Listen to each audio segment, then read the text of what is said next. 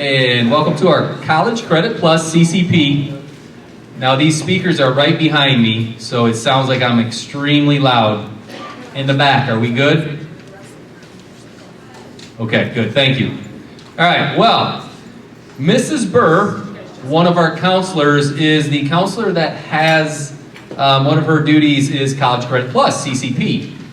Unfortunately, she is ill tonight, so you don't get the first string, you get the second string presentation here today, and you're stuck with me. So, I will try my darndest. Mrs. Burr deals with this day in and day out, is very knowledgeable on CCP, and if I do not know the answer to one of your questions, I'll make sure to get your contact information and get back to you. But dealing with this for quite a while, and hopefully it'll be a pleasant presentation for you. We have we invited some of our local colleges here that at the end will have an opportunity to come up and we'll talk to the whole group, and then they will stick around also afterwards and will answer any questions that you have, individual questions specific to your child. So we have Mercy College, we have Lourdes, and we have Owens that are here tonight. We did invite BG and University of Toledo, and we'll see if they make it. But it is 6 o'clock, so we're rolling here. All right. First of all, if you had a child go through high school, maybe 5, 6, 7, 8 years ago, it was called PSO, Post-Secondary Options. When the change took effect, and they changed quite a few rules on us, they changed the name to College Credit Plus. This is open to anyone, 7th grade through 12th grade of next school year. Yes, 7th graders can take college classes. I preface that by saying, please know your child, know whether they can handle a college class, regardless of what grade they are in. This is the time when they're going to be working a lot on their own. The instructors aren't going to be readily accessible like their teachers here. So this is a very big decision. Yes, in the long run, it can cut down on some college expenses for you. It can maybe shave a year or so off, depending on how much CCP credit they do earn of their college. But please, when you are deciding whether this program is for your child or not, consider your whole child. What are they involved in? Can they handle doing a lot of work on their own? If it's online, are they committed enough to complete the online work? Okay, so with that, please consider those factors. Okay, where can I take college courses? And there is a handout there you can follow along. I'm not one that likes to read everything that's on a slide, so I'm just going to talk. If you'd like to jot down some notes there, great. But I have to be tethered here. I don't like to be tethered here. I like to roam when I talk, so this is going to be really difficult for me here. Anyways, there are 3 options to take college credit classes. You can take them at a public university, a private university that accepts the program, or you can take them through our Career Tech program here. There are several Career Tech programs that offer college credit. Mrs. Burr has them listed there. We will discuss those a little bit later in the slides down the road. You don't have to take a full load of college credit classes. You can take a blended model, which is you take a few classes here, you take a few classes at college, or you can go the full college route. Either way, that's up to you, or up to you and your child. Let me rephrase that.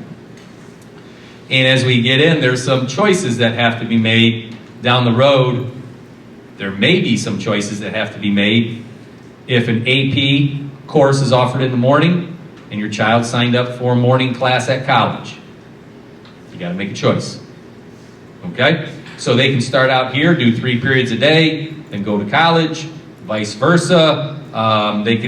Many of our seniors have senior privilege, either 1st or 8th period. Come to school for a couple periods, then go do their college courses or whatever it may be. Okay, but just know, they do not have to go full college. It can be a blended model of high school and college as well, if so desired. Okay. Here is the equivalency in college or school credit. For those that went through college, you know, you get your 3 credits per class, and here you get 1 credit and vice versa. High school and junior high students can earn both college credit and high school credit. I just saw the other day where in the Metro Press this past weekend where somebody, a junior at a local school, graduated with her associate's degree while she's still a junior in college. I'm like, holy smoke, or high school, did I say that wrong? Sorry. They graduate while still a junior in high school. I'm sorry, yes, got her associate's degree while she's still a junior in high school. Holy smokes. Okay, but that's the options that are available for you.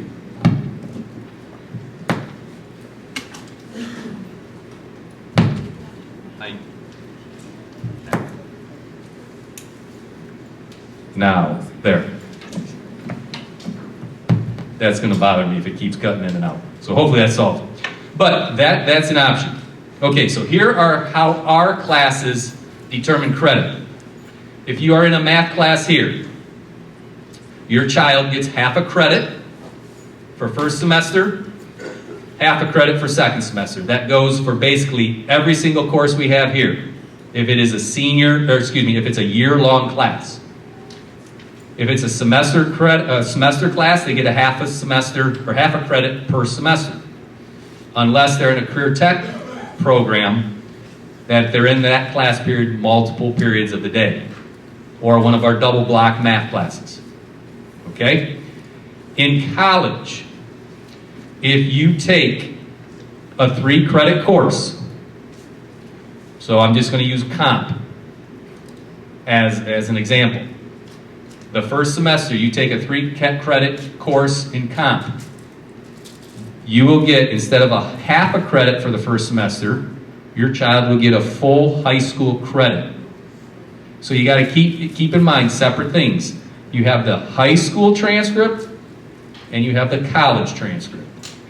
College transcript, 3 credits. High school transcript, 1. So every other child that's sitting in a language arts class here will get half a credit for that first semester.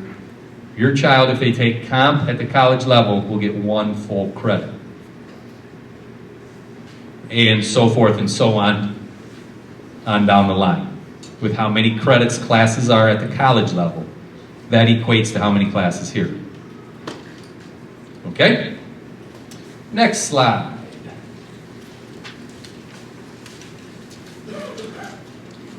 There are courses, if your child says, yep, I want to do CCP, you agree, you sign off, this is the way we're going. There are certain courses that they can take as a level 1, their first 15 credits. And don't think it's a small amount of courses. There's a large list of courses that you can that they can take and you can look at. But my point is, there are certain classes they can take as level 1, up to 15 hours, and then past that 15 hours of credit, they can take level 2 courses. If you get on the college website, the appropriate college that your child is looking at, just go level 1 CCP courses and I'm sure a list will populate. That's what I did this afternoon. If you don't know, our counselors can help your child as well. Okay, and help guide them. But if you want to see a full list of all the courses that are offered for a level 1 for a student looking at taking it, go on their website, level 1 courses for CCP, and it should populate a list. Okay? So remember, I said private college, public college, or RCT programs here. So your child, if they're enrolled in certain programs, don't even have to leave Clay in order to get college credit. Our teachers are adjunct professors at Owens, and they would get Owens credit. So if you look at that first line, ag, auto, culinary, manufacturing, marketing, and we are just starting a new program, Teaching Professions. We are working through, that's why it says possibly Teaching Professions. We're working through that process of getting credit for that class. But as of today, I cannot tell you definitely that that program will have college credit tied to it. We are trying to get that. Okay, so for these programs, the student will earn their college credit through Owens, as well as their college credit through Clay High School, by completing the curriculum right here at Clay.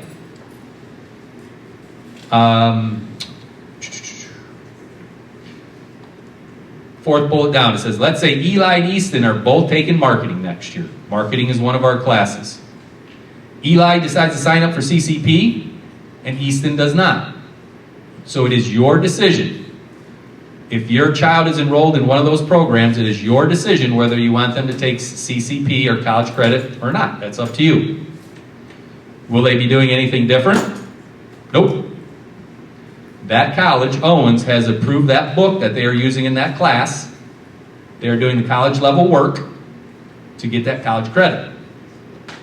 So in my eyes, would my child be sitting through that class doing the same work as the guy next to me, next to him or her, and not getting that credit? No, I'd be signing them up for college credit, because you never know. You just absolutely never know.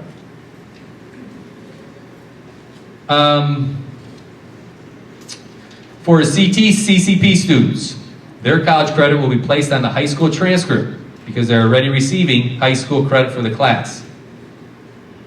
Rather, they will be placed on the college transcript. So remember, I was talking a little bit about credits and how it equates to. For our classes that are offered here, Owens will be the one transcripting that credit. On our transcript, it'll say our courses. But Owens will transcript our credit on their transcript. Okay, here are the career tech programs that offer credit.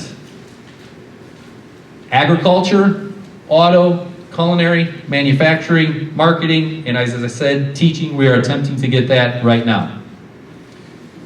Here's the number of credits. So if you just look right here, it looks like 10. If you are in manufacturing, Mr. Spallino's integrated manufacturing class. As a junior, first semester, this is the Owens code. They would get 2 credits upon successful completion. I guess I better throw that in, but everybody's assuming they passed the class, okay? So as a junior, they'd get 2 credits for first semester. They get 3 credits for second semester. And then as a senior, 3 credits and 2. So when they graduate Clay High School, successfully complete Mr. Spallino's program, they'd walk out with 10 credits from Owens. And so forth and so on for every program that's listed up on this slide. So you can see, beneficial. Again, they're going to be doing the same work as if the student next to them is not enrolled in CCP. Okay, so if your child is looking at taking or was accepted into one of our career tech programs that are listed up here, when I would go home tonight, I would start talking to them, because it's our juniors right now, I believe, that are going through the scheduling process. They're in their career tech program, so just have a good conversation. Are you going to take that CCP if they're in one of these programs here? Their counselor probably should have talked to them when they were scheduling their classes for next year, but just a good reinforcement.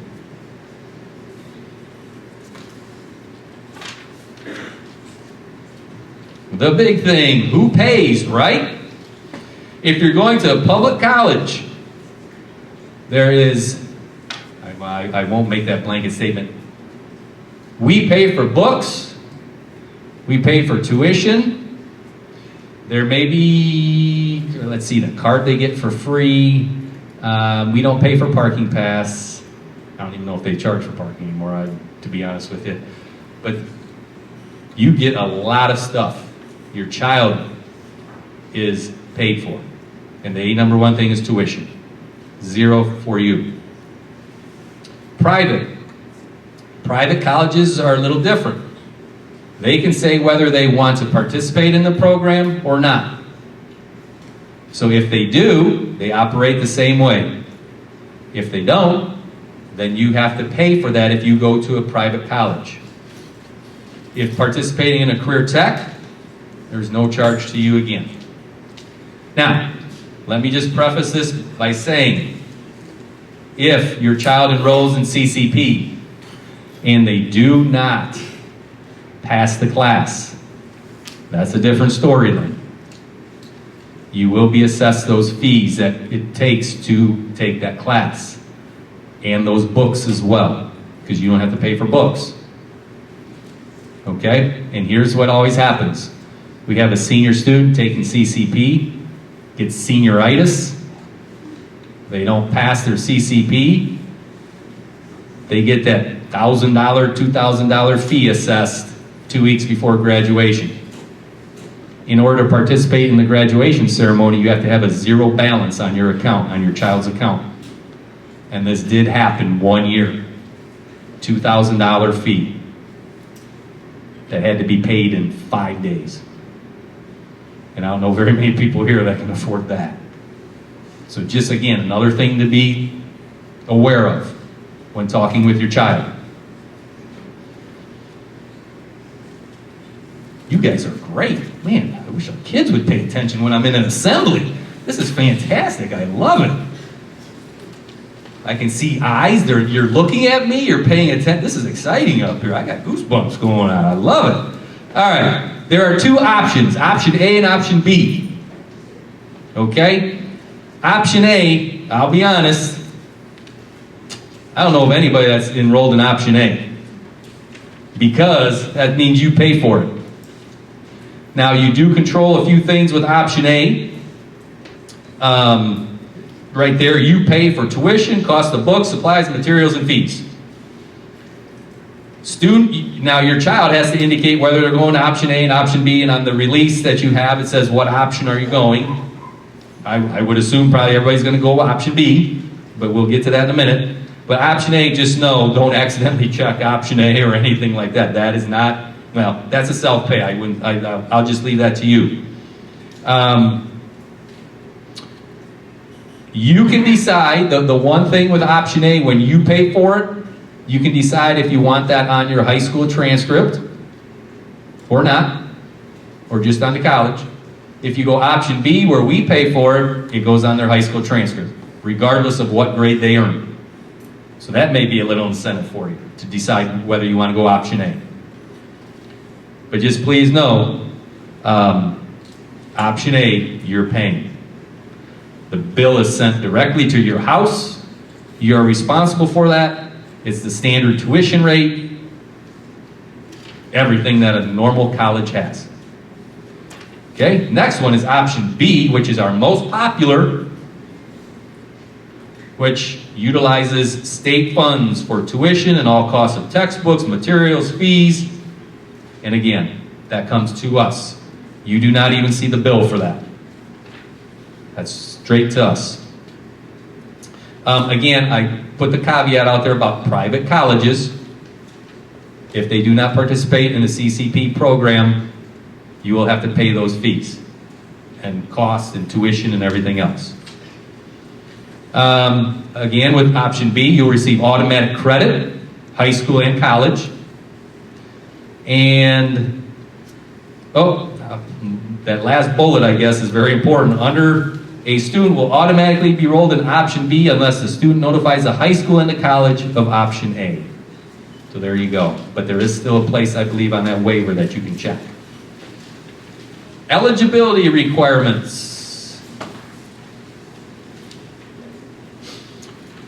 So your child is eligible for CCP if they meet one of the following. A 3.0 unweighted GPA, cumulative. So that's all their semesters totaled up. Grade point averages, I don't know how many of you actually realize, but grade point averages are only calculated on semester grades. So that takes into account the 2 quarter grades and their exam. When they get their semester grade, that is the only thing that's entered on their transcript is their semester grade. and that's what our cumulative GPA is calculated on. The honor roll that was just published in the Metro Press and released, that's based on their quarter grades. Okay? So please know that the GPA that they will be looking at, or that has to qualify them for CCP, is their cumulative unweighted. Unweighted means our system calculates grades two ways. Weighted, like if you take an honors course or AP course, that's 4 or 5. That's a weighted class. You get a 0.5 bump up. Unweighted is a straight 4.0. The highest you could get is a 4.0. So when they're calculating, it's an unweighted grade, and we calculate that automatically. Okay, the second way they qualify is the 275 cumulative weighted GPA and an A or B in a relevant high school course. So I called Mrs. Burr and I said, all right, here's my first question. What does relevant high school course mean? That's, you know, what's relevant to you is different than what's relevant to me. She says it varies from college to college to college. So if I'm thinking of this, I would be saying if I'm looking at taking a math class in college and I don't have a 2.5, I think they'd be, in my eyes, I'd be looking at their math grades that they received as in Algebra 1 or Geometry or something like that. But that is left up to the college as to what is relevant course. Okay? Or the third way to participate is you receive scores on an assessment. Here are the assessments. If you do not have one of the two above, here are the assessments. There is a test called AccuPlacer. And if your child does not qualify based on GPA, they can take an AccuPlacer, which will give them a score, which if they get higher than that indicated score right there, they can take college classes. Or if they are remediation free on the ACT test. And by the way, all juniors will be taking the ACT end of February this month. Again, no charge to you. It is a mandate by the state. That's juniors, so every junior class.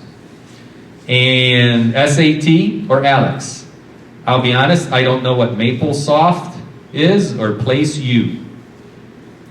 I'm sorry, I don't know that. If you really want to know that, I'll find that out. Give me your email. I don't know what that is. I'm sorry. Okay, next one. Oh, there we go.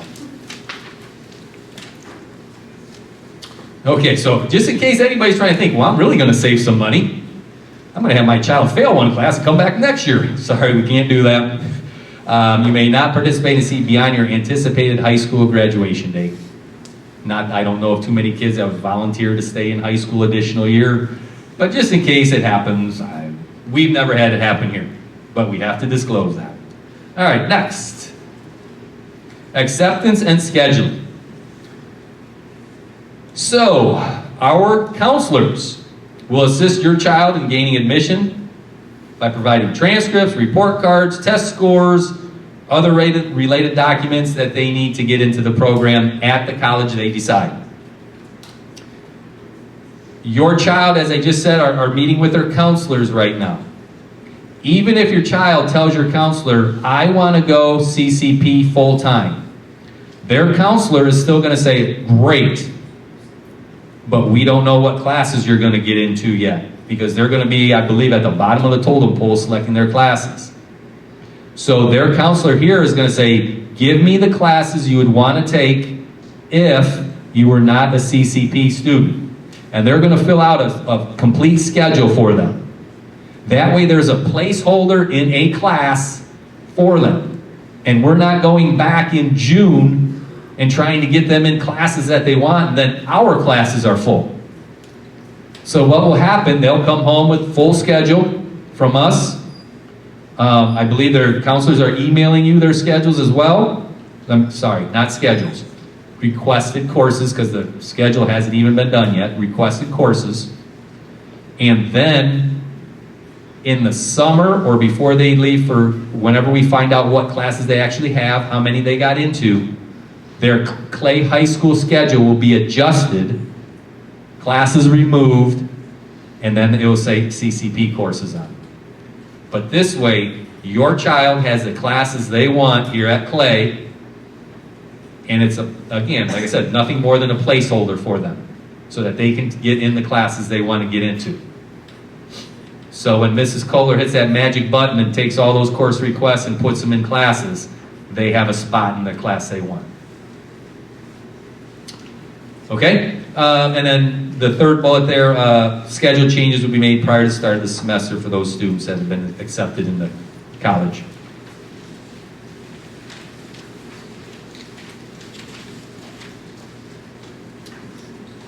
Okay, this always comes up. And again, remember I said you know your children, your child. And you know if they can handle CCP. Because we get their grades, but not until it's a done deal. We don't send grade checks for them. I don't even know how much, and maybe one of the colleges can help me out, how much the college can communicate to you unless their child signs a release. It's a whole different ball game. Okay, so we don't get that information until after the fact. So what always happens is somebody, and we had this situation happen one time. Somebody was an athlete that was enrolled in college credit. They changed their schedule, didn't notify us that they changed their number of classes they were taking at college. We didn't add any courses here at Clay. They didn't have the 5 credits they needed to participate in athletics the next quarter. So if any courses are changed at the college level, it's your child's responsibility to come back and tell their counselor, look, I changed the class. I'm no longer taking 3 classes in college. I'm only taking 2. And then your counselor will look, okay, is that enough for eligibility? What do we need to add a course or whatever it may be? Or if they, likewise, if they add a class, then maybe we can take another one off their schedule here. We'll work with those changes. Okay? But it's the ones that come back at the end of the semester and, well, I didn't go, or I changed, or whatever it may be. Okay? So once again, open communication with our counselors and your child.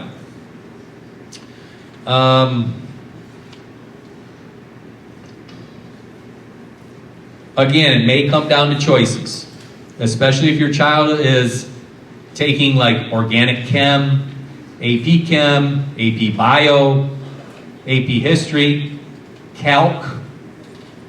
Those classes for us at this level traditionally have a low enrollment. So they're usually offered maybe 1 time, 2 at the max per day. And it may come down to a choice of, man, I really want organic chem. It's offered 8th period, but my CCP class is going to be offered the same time. Then they have to make a decision. Okay, so I'm just trying to lay the groundwork that sometimes kids just have to make a choice. There's nothing we can do about that. Now, with online, that's sort of opened things up a little bit, because I'll be honest. Oh, and that's another thing I guess I should. We do not transport out to University of Toledo, BG, Lourdes, Owens, Mercy. If your child is taking a class on site, it is their responsibility to get out there. We do not transport them. Okay? But online courses have changed a lot of that dramatically.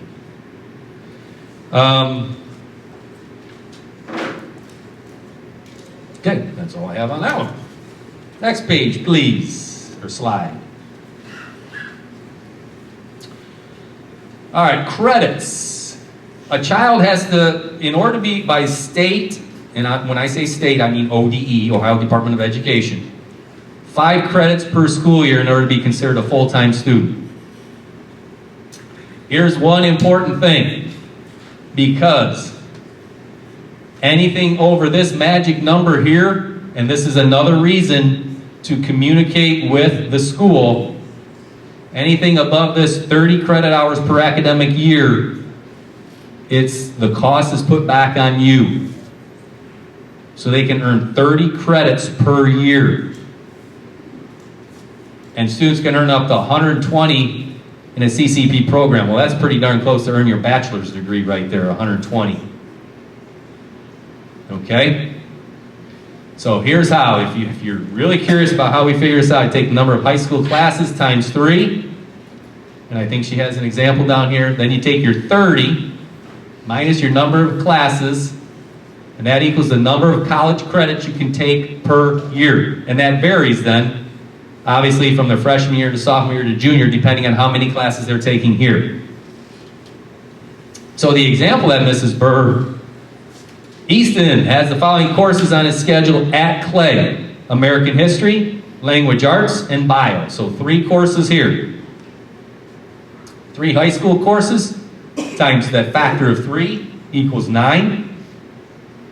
You take your 30, which is our magic given number, minus our 9, so they could take 21 credits for this year.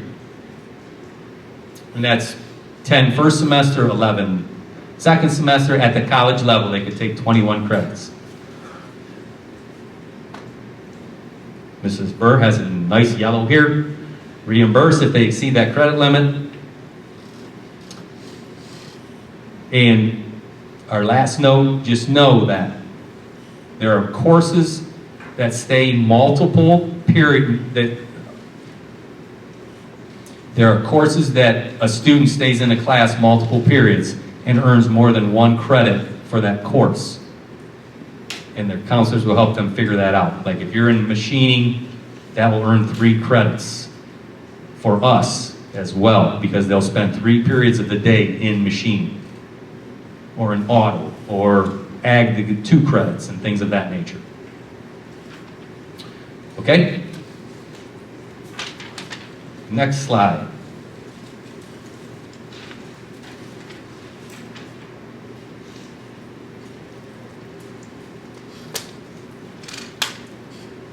We came up with a situation one time, and I don't even remember what university or college it was.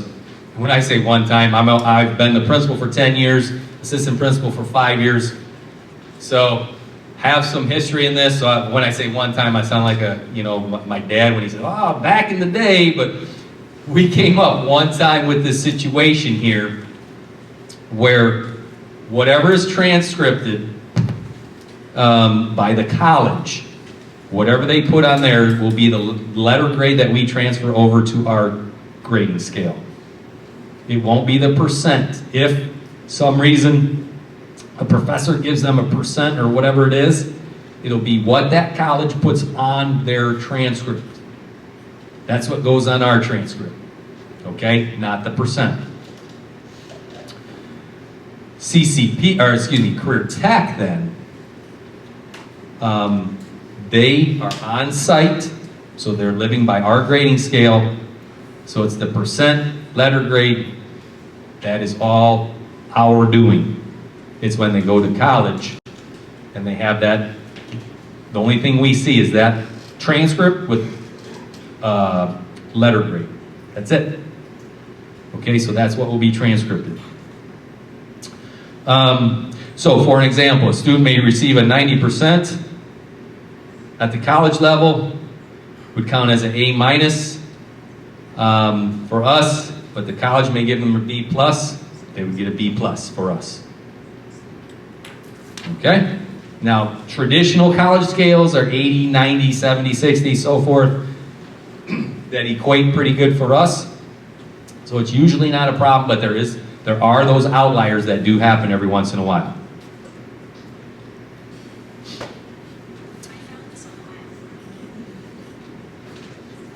Good for you.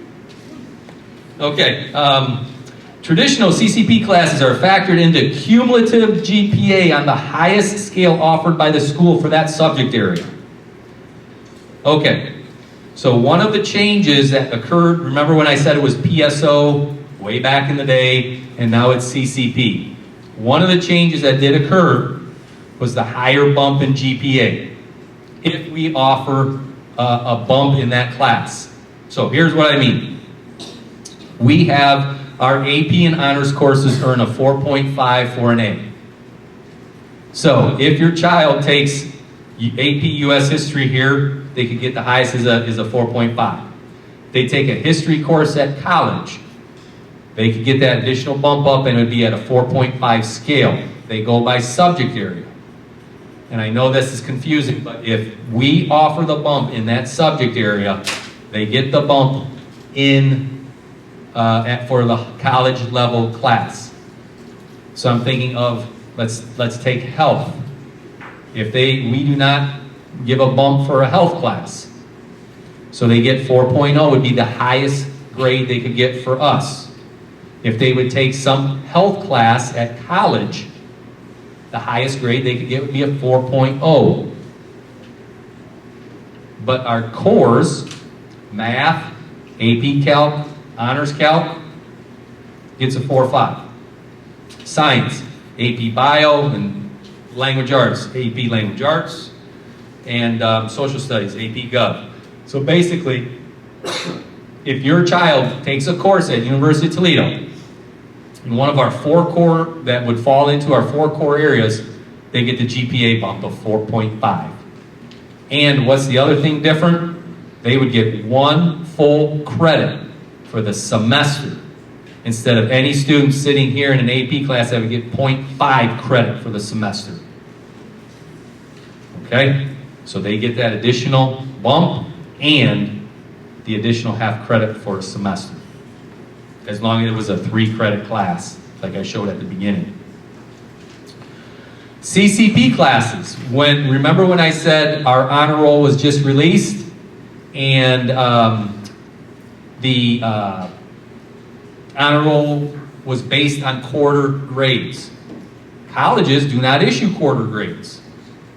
They just issue semester grades. Our honor roll is not based on semester grades, it's just quarterly. So we've had phone calls with somebody that went full-time CCP that was calling and saying, I'm not listed in the honor roll. That's because honor roll is based on quarter grades. Okay, not the semester, which CCP does not issue quarter grades, just the semester. So again, just wanted to point that out.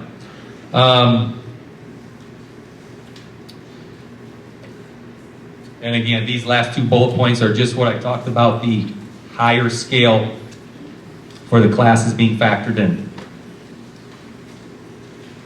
Okay.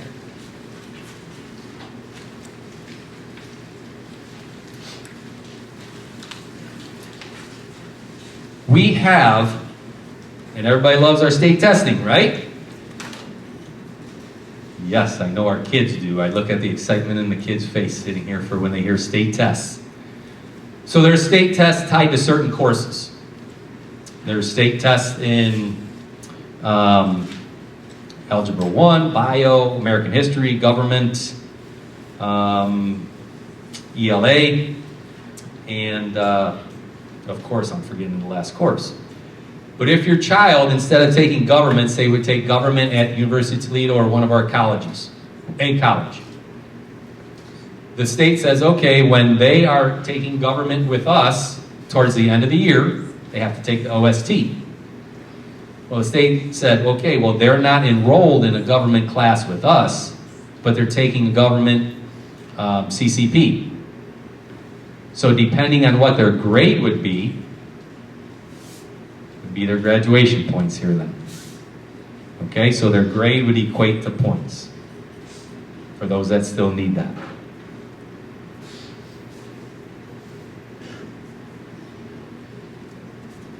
Positives of CCP: complete their college degree on time or in less time, reduce the cost to you. One class counts for both Oregon credit and college credit. If you look at that level 1 courses offering through a college, it's going to be way more probably than what we can offer here. So more offerings may be available. Experience more diversity. They'll be with just, again, here's another thing of knowing your child. There's going to be different ages in class. There may be different topics that are discussed depending on what class is taken. Some mature topics, I'm sure, are going to be discussed in certain classes. Again, you know your child. Okay? And ability of the online courses, as I already mentioned, which opens up a whole nother world for them.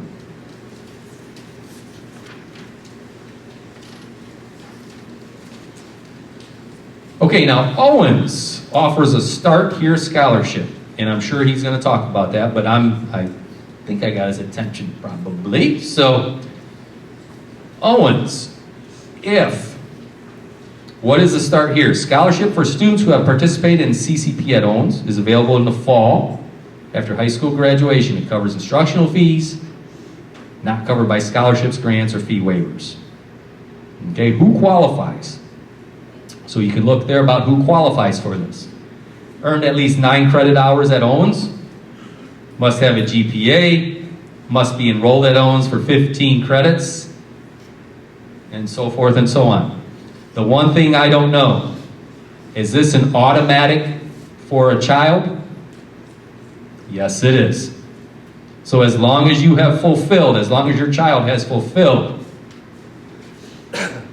all these requirements, it's an automatic for their child to earn that. Okay, and how much is that? Can you say? Is there a set amount that a child gets? Wow. Covers whatever the FAFSA doesn't cover. It's 2 years. It's an associate degree. It is an associate degree, 2 years. That's amazing. Okay. At college, there's some potentials too for your child. Access to the computer labs, any developmental labs, tutoring services, library, math lab, writing lab. They may have opportunities to go to the rec facilities, campus events, but they are not eligible to participate in clubs, athletics, or organizations at the next college level. And I guess I'm thinking of if they go to UT or BG, I'm thinking of sororities or fraternities, things of that nature. Okay? But they do have the opportunity. They will get their ID card, things of that nature, so they will look like a full-fledged college student. Here is a little snapshot of, in 21-22, the colleges that our students attended. BG, Owens, UT. There were approximately 72 students participating. Summer semester, there was, and I'm not going to read it. You can read it right there. How many credits were earned for summer, fall, and spring. And that's from all universities. And approximately what it saved our I say our students, but let's be honest, who's paying the bills? Us, probably. So what it saved the parents? A total amount. Okay, Career Tech. We have our agreement with Owens. So 61 students are participating in that are in our Career Tech, or were in our Career Tech for 21-22. Summer, they're not in school in the summer, but as you can see in the fall and the spring. And then approximately $46,000 were saved. So here's some potential cons. They're going to be, if they take a full-time schedule, there's a couple students that don't even set foot in our building for the whole entire day. They don't come here. They're full-time CCP. That's what they signed up for. That's what they want. Okay. Again, is that good for your child or not? So that could be a con, that they don't even come in here. Don't know. Okay? But it's up to them then, if they don't step foot in our building, to keep track of announcements. You know, we had our senior class meeting the other day that they may miss out on, things of that nature. Now I try to follow up with an email to all our students. Hey, we're having a meeting. Here's what was discussed. Here are the handouts, things of that nature. But it will take them out of their environment here. We talked about transportation. They have to provide their own transportation. And the biggest thing is just the difference of calendars. Some colleges may start sooner than we do. I don't know when we start, second or third week in August. I don't know if very may start before that, but may start at a different time. Their school usually ends a little bit earlier than we do in December, and definitely ends earlier than we do in May. Spring breaks usually do not line up.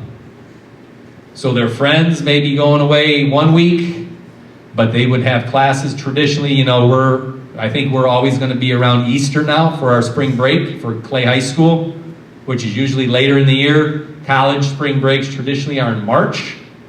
So they would not have that spring break with their peers going to Clay. Again, positive, negative, you may not even go anywhere for spring break. It may not make a difference. Okay, so that was those 3 bullets. Next page. Maybe a reduced opportunity to participate in extracurricular, again, depending on the class that they select. So if it's after 2:30, if they have a class that starts at 3 o'clock, just know about practices for athletic teams, line-lighters, band rehearsal, things of that nature that may conflict. And second bullet, we talked about choices. Okay? They're going to have to make a choice. What classes do they really want? At Clay or CCP? And the third bullet, they see our teachers every day. Okay? I know most professors have office hours, or probably mandated to have office hours, I should say. But just know that contact won't be the same as seeing that same teacher day in, day out. Not too many more, I promise. I know we're getting up on an hour here, and I want to get you out in an hour.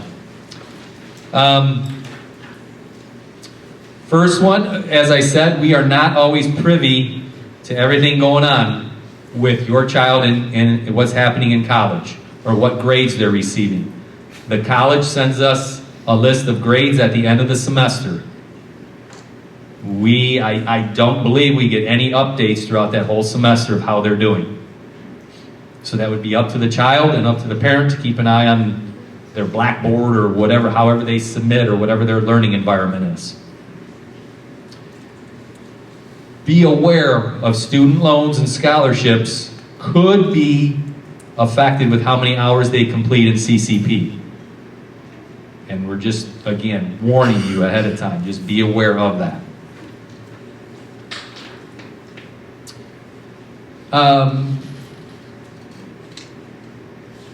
Again, we talked about the seeking reimbursement for failures or withdrawals if you withdraw after the date. If they fail a class, and I hate to keep dwelling on the negative, but if they fail a class, that's going to transcript over to us as an F as well. So that's going to affect their GPA. It's going to affect their possible standing in the class, things of that nature. If they withdraw after the 15th calendar day, they'll get a W for both their high school and college transcript. The colleges, I think this became prevalent with COVID, they started issuing NCs, no credits. And that was the first time I really heard of that.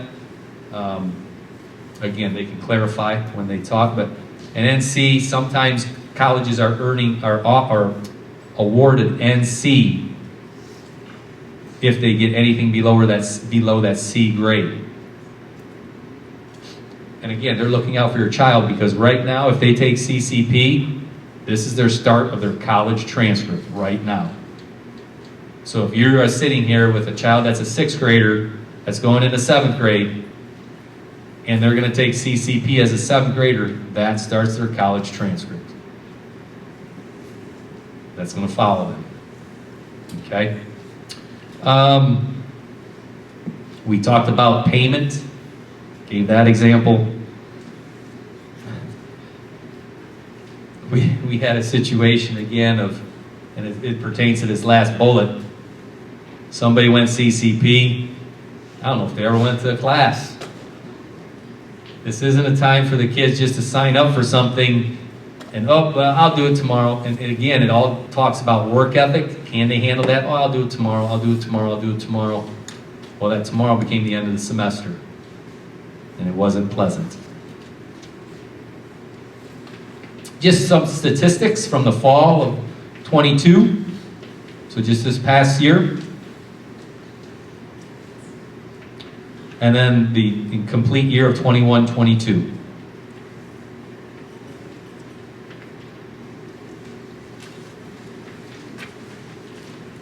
Student testimonials.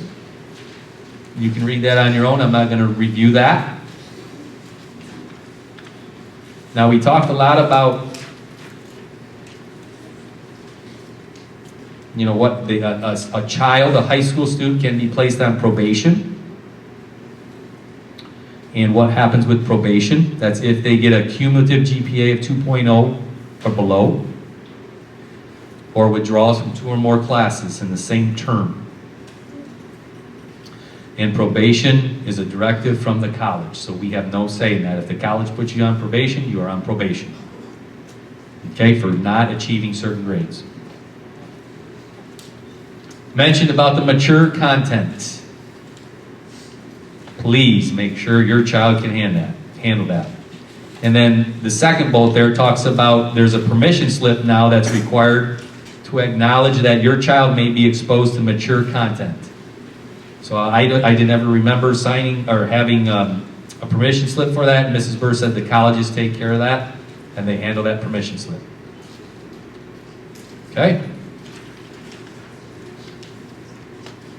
Oh, I'm behind, sorry. Follow the same rules, number 1. Number 2, we have been pretty flexible with schedules in such that if your child remains, say, is taking 3 CCPs and 3 classes here, and the 3 classes they want are basically first period, fourth period, and sixth period. We've been pretty flexible with saying, okay, we'll put them in a study hall second, third, and fifth so that they can work on their CCP courses. But what we can't have is your child sitting down by the Golden Eagle Cafe, like in a college setting, and just going to the student union if you're in college, and just sitting there and chilling for a while, and then coming back to class, and then go and chill for a while, have a cup of coffee, you know, on and on and on. If they are in our building, we have to account for them. So if they're in our building and they have to stay here just because the classes they chose are spread out throughout the day, they have to report to the study hall to be accounted for. Okay, some students don't understand that, but that's what we have to do at this level. So we'll accommodate their CCP offerings, we'll put them in a study hall, and that's a great time to work on those classes.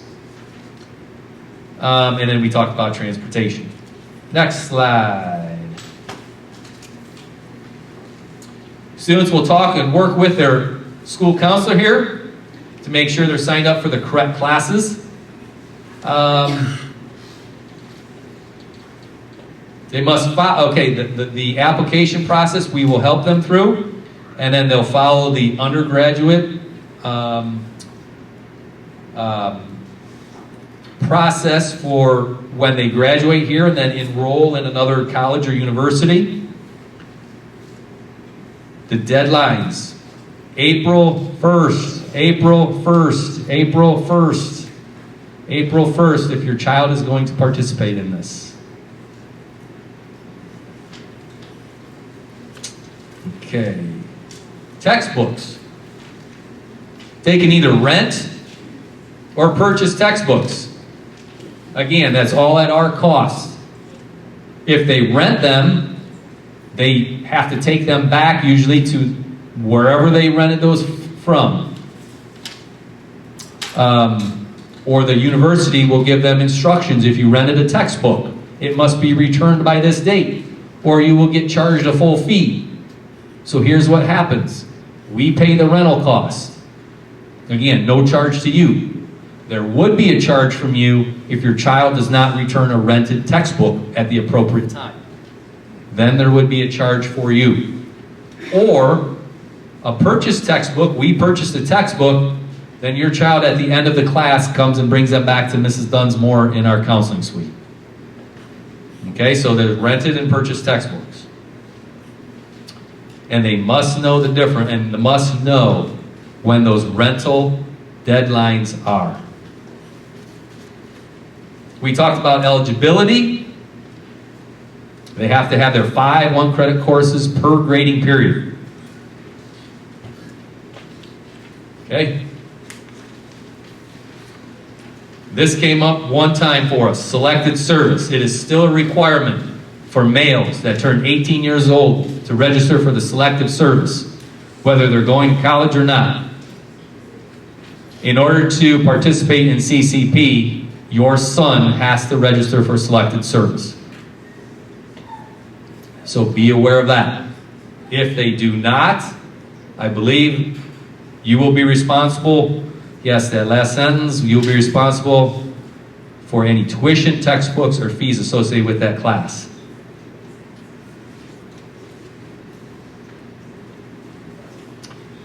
So if your child takes CCP at University of Toledo, they graduate from Clay, and then all of a sudden say, you know what? I want to go down to Miami University. Will their courses that they took at University of Toledo follow them? They'll have to get a transcript from University of Toledo, submit that down at Miami University. When they go there, they will evaluate their courses. Will it count for their cores? Will it count for electives? That's up to the university. Just live that myself. I think my daughter had all of her courses count for at least an elective, and we went out of state as well. So, be aware of that possibility too. There may be some that do not count, especially if you go out of state. Well, they're number 2. Mrs. Burr says we'll be on a case-by-case basis for out of state. And then more information about transferring credits. 4 more. Hang in there with me. Counselors will take care of credits, CCP credits. Again, you must request that transcript from, when your child enrolls in a school, request that from wherever they took their CCP course. We have, as I said, we invited 5 different ones. At this time, I'm going to take a little break, offer Lords, Mercy, and Owens if they'd like to say just a quick few words. Are we a go? Yep, they're coming up. Afterwards, they're going to stay over there. Again, if you have individual questions about your son or daughter's situation, and they'll explain what handouts they have out over there as well. But please feel free to go talk to them. So I'll allow them to introduce themselves and say a little bit about their program. And I just happened to pick what somebody was thinking. It's okay. I'm not going to say too much because I'm sure everyone's ready to at least stand up. So my name's Brittany. I'm the admissions coordinator of special programs at Lord's University. We are a private Catholic college. You don't need to be Catholic to go there, even for CCP. And it doesn't cost anything extra, even though we're private, so everything's free the same. I don't want to say too much up here because I can answer everything over there and give more information in depth. So, but that's me. I'm Brittany. I don't have my name tag today because I lost it. But I'll let Owens go ahead and introduce himself. Hi everyone. Hello. My name's Tyler Kish. I'm from Owens Community College. I'm the CCP advisor for the Toledo campus. Again, we do offer classes here in building at Clay. So it's a great place to start. If you do take those classes, there's some business, there's some marketing and skill trade courses that we offer in partnership with Clay right here in the building.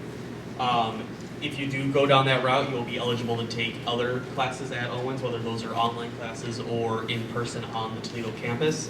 And then we have the Start Your Scholarship as well, which means if you're a CCP student that starts at Owens and decides that you want to continue your education at Owens after graduation, then you will be eligible for that scholarship as long as you meet the requirements and the criteria for the scholarship.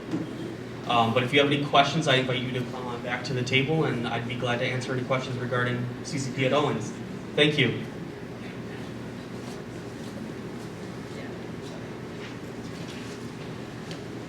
Hi, I'm Miranda. I'm with Mercy College. So we're actually starting CCP for fall, so I'm super pumped.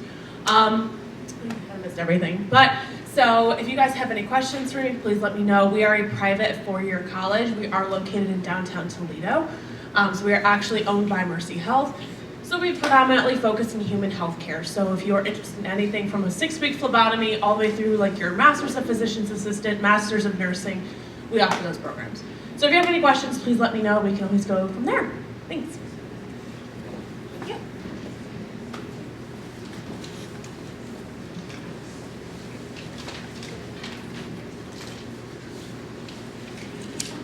Okay, I'm going to sum up these next few slides. April 1st, intent to participate is return to your child. Take that to their counselor or Mrs. Burr. Eligibility requirements, if they don't meet the eligibility requirements, know that there is a test that they can take to meet that eligibility. And once your child has created their schedule, please remind them. Bring it back to us so we can adjust their courses that they are currently requesting right now for next year. This is Mrs. Burr. She once again apologizes for not being here tonight with you. Hopefully it wasn't too painful. I know it was, 62 minutes. Okay, so not bad. I will remain up here if I can answer any questions for you that I did not cover. Once again, the reps will stay over there. Great audience. Thank you. Appreciate your attendance tonight.